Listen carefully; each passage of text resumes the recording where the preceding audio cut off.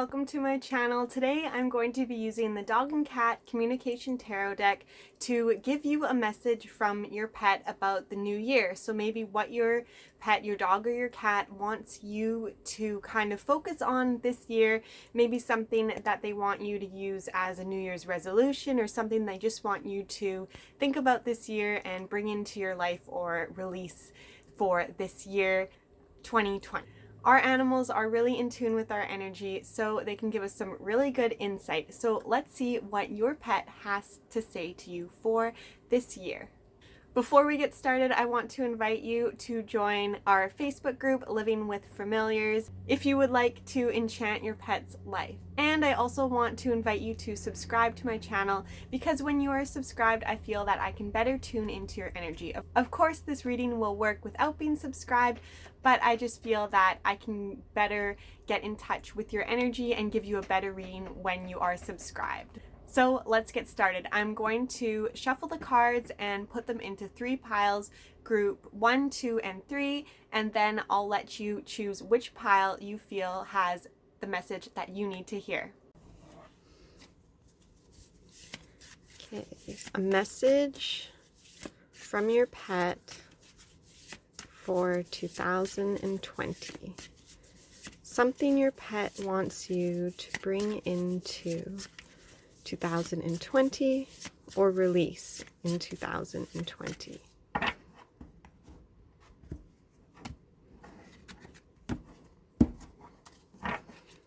Okay, group 1, group 2, group 3. Group 1, group 2, group 3. Group 1, you have the 4 of Bones and the Hermit. So group 1, you got the Hermit and the 4 of Bones. With the Hermit, our pet is telling us that they want us to turn inward. They want us to take some time apart from doing all the time and being busy and just always on the go and having something to do, to just stop, relax, and turn inward and think about how your body is feeling and how, get in tune with your emotions, to be alone and be in silence and just enjoy your own company. Of course, your pet probably wants you to do this with them. When I say be alone and enjoy your own company, that can include your pet, but just stay away from other people, even turning off distractions like your cell phone, the TV, your computer, anything that connects you with other people and the outside world. Just disconnect from all of that and turn inward. Turn inward with your pet. Maybe meditate with your pet. Give your pet a really good massage. Be mindful in silence. So your pet wants more of these moments together. So this year, maybe you want to challenge yourself to meditate once a week with your pet beside you, or I have a lot of pet meditations, and if you join my Facebook group, Living with Familiars, you can learn a lot more about meditating with your pet and how to do that, and download some really great meditations that you can do that involve your pet.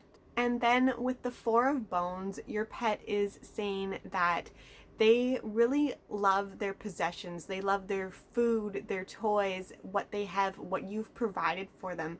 And sometimes they might feel a little possessive with those things. You know how dogs sometimes, if they have a bone or a treat or something to chew on that they really love, they don't want anyone to come near them, and they'll growl at someone if they come close to the bone. And there needs to be a healthy balance between possessiveness and just not caring about your belongings or your possessions. So your pet maybe wants you to find that healthy balance and not be too possessive over material things, or your pet wants you to help them get over this possessiveness. And animals, cats, dogs, they can be possessive over their own stuff or over people, or maybe they have a favorite bed that they don't want moved or touched and they get upset if you need to wash it. Or take a look and see what your pet may be possessive about or what you may be possessive about, and then try to work this year to kind of let loose and not be so possessive. And discover why your pet is possessive or why you are possessive. And it's usually like a fear that you're going to lose this thing, or that there's not enough and you need to hold on to what you have before it's gone. And maybe try and shift that mindset or that mind frame to, I will always have enough. There will always be enough. I can always get more if I chew this bone and finish it. There's another bone coming. When you change your mindset in how you feel about things like that and your belongings, your pet often will as well. So critically think about that and spend some time alone with your pet. And that's it for you, group 1. I hope you enjoyed your message and are able to spend some time alone in silent meditation, or just enjoy your own company and your pet's company and just be together. Thanks for watching, and I'll see you next time. Group 2, you have the 6 of Bones and the Knight of Paws. So group 2, you got the Knight of Paws and the 6 of Bones. The Knight of Paws is all about communication. So your pet is saying that your pet is always communicating with you. Our animals communicate with us through body language and behaviors. Even they're misbehaving, things that they do that we don't like or that we try to train them not to do, they're trying to communicate with us something by doing this behavior. So your pet is telling you that, hey, I'm here, I'm always talking to you, I'm always communicating with you. And this year they're challenging you to listen and pay attention to how they are communicating with you. It might be something really simple like resting their chin or their nose on your leg when you're sitting on the couch, or maybe they just will sit and stare at you, or maybe there's some things that you wish they didn't do, like bark when someone knocks on the door. But they're really just communicating, and they want you to kind of step back and think, why are they doing this and what are they trying to tell me?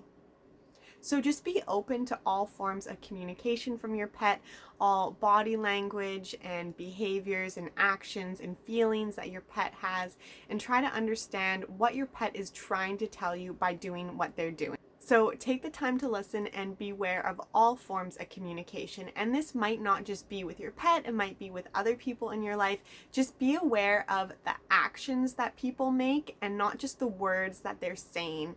And look into how people and animals and nature and the world around you in general is communicating with you and what they're trying to say. And the 6 of Bones says that you are comfortable giving and receiving as well. So if we tie this in to the previous card about communication, our pet is trying to tell us that, yes, be aware of what other people are communicating to you, but don't be afraid to communicate yourself. Let others know what you are feeling, what you are thinking, your intentions, your wants, your desires, and let your pet know what you want them to do. Often our animals act in ways that we don't like just because they don't know or they don't understand what is expected of them, what we want of them. And the same with people. They can't read minds. Animals can't read minds. They're in tune with energy, but you still have to communicate with them what you want them to do. So really challenge yourself to understand what you want, and then effectively communicate that to the world around you, to your animals, to people around you. Let them know what you want and how they can give it to you. Effectively communicate with them. Effectively communicate your wants, your needs, your desires, and then take the time to listen in return to other people's wants and needs and desires. So that's it for you, group 2. I hope this message really resonated with you and you're able to take this into the next year. And thanks for watching, and I'll see you next time. Bye. Group 3, you have the 2 of Paws and the Ace of Balls. Group 3, you got the Ace of Balls and the Two of Paws. The Ace of Balls is all about learning, discovering, exploring, and being really excited and enthusiastic to learn new things, to figure things out, to critically think about things and discover something new that you're passionate about, that you just really want to absorb all the knowledge and information that you can, and you want to try new things, do new things, and just really learn and discover and explore. This is something really great to do with your pet. You can decide if you want to maybe go on hikes and just explore nature and be really in tune with the sounds, the plants, the animals, the birds around you when you're outside in nature with your pet. Or you can do this by taking your dog to maybe an agility class or learning something new, teaching your pet new tricks. Your pet really wants to work with you, which what the Two of Paws is saying, tying the two cards together, that your pet wants to be a team with you and work with you and create this balance between the two of you, this give and take, not you being like the leader and the boss, but you two working together and having this balance and learning and discovering something new. So what can you and your pet learn and discover together? What is something that's maybe been on your mind that you really want to learn, and how can you involve your pet in that? Even if it's something like drawing or painting, maybe your pet is a very kind of quiet and likes to just sit on your lap and or sit beside you, and you can just involve your pet in that, maybe paint a picture of your pet. How can you and your pet learn together and discover together?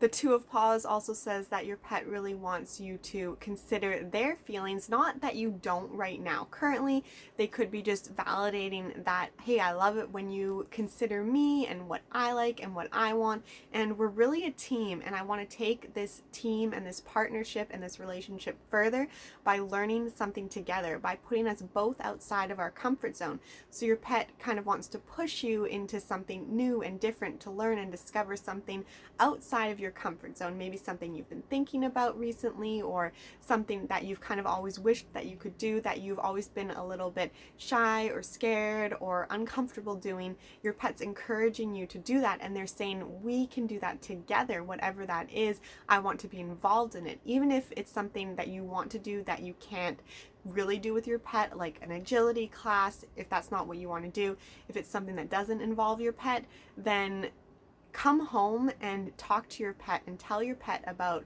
your day. Or if it's something like you want to learn, go to school and learn something new, you obviously can't take your pet to class, but you can study with your pet, and you can practice rehearsing things by talking to your pet, and just keep them involved in the process by keeping them in the loop. Even if they're not directly involved, your pet really wants to emphasize being a partnership with you, a team with you, and they're on your side, they're being your little cheerleader, they're encouraging you, and they want to be a part of this growth and this discovery. If they can't directly be a part of it, they want to share your experience with you by you talking to them and telling them about it at the end of every day or at the end of the experience. So group 3, I hope that message is something that you can bring into 2020 with you, and thanks for watching, and I'll see you again next time. Bye.